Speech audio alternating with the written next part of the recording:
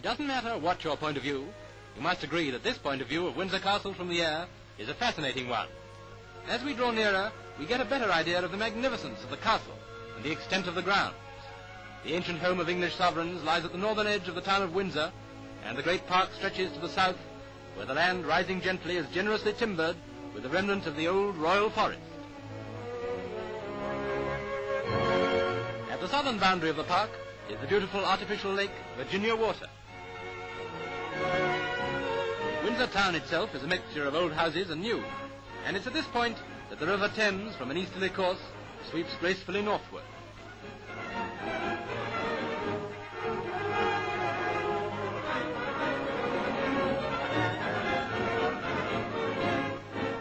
And of course, if you must know all the ins and outs, the town was once celebrated for the number of its inns, several of them being mentioned in Shakespeare's Merry Wives of Windsor. But please don't misunderstand the meaning of that word, merry.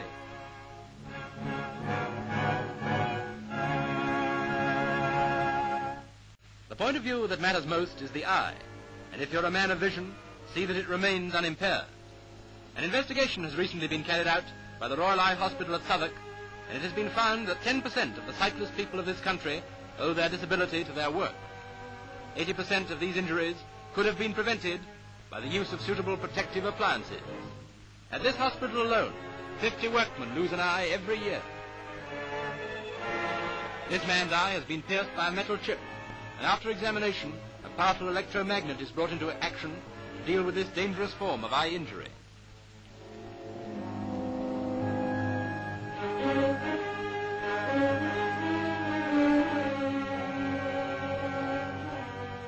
With protective devices so easily obtainable, it seems strange that men engaged in the engineering trades particularly should still run the risk of injury and possible blindness.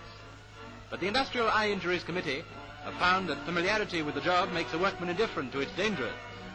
As a result, the number of cases of eye injury treated every year has reached the appalling total of 7,000. Apart from any accidental injury to the eye, owing to lack of protection, there's the risk of contracting a serious malady.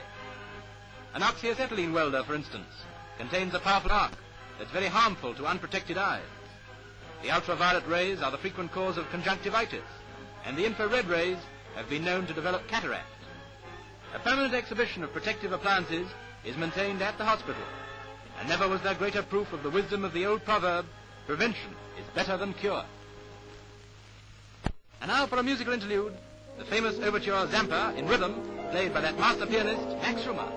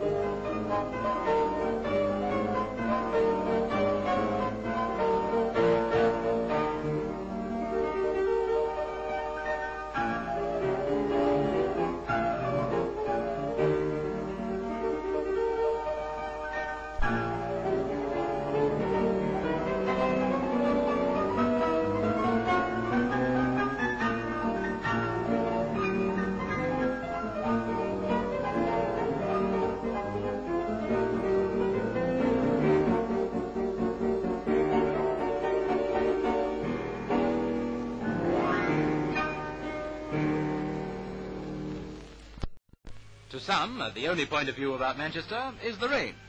But we're more concerned with the train. And here's the terminus of the first railway passenger service in the world.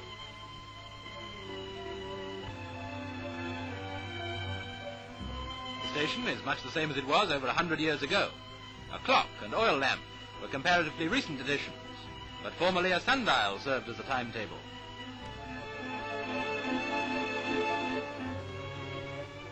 At this booking office, great-grandpop bought a ticket for the Rocket Express and marched up and down this platform. In those days, the sleepers were made of stone, and the passengers must have been pretty hardy too.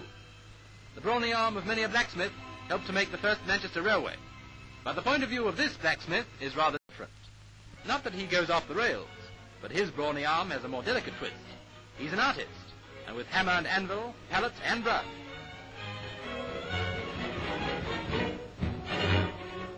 A masterpiece in iron, which will shortly grace some ancestral hall.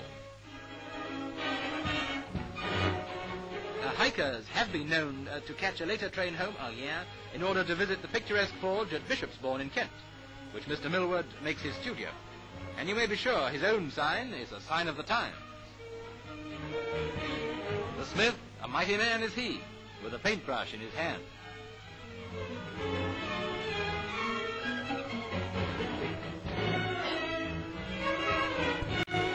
An artist in a different medium is a Ramsgate donkey man.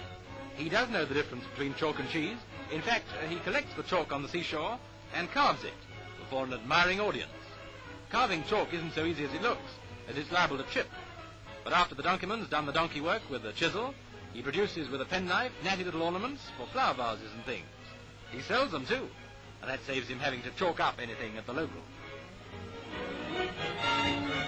On that festive note, let's finish with a song. It will serve to introduce that celebrated Welsh choir, the St. David's Singers.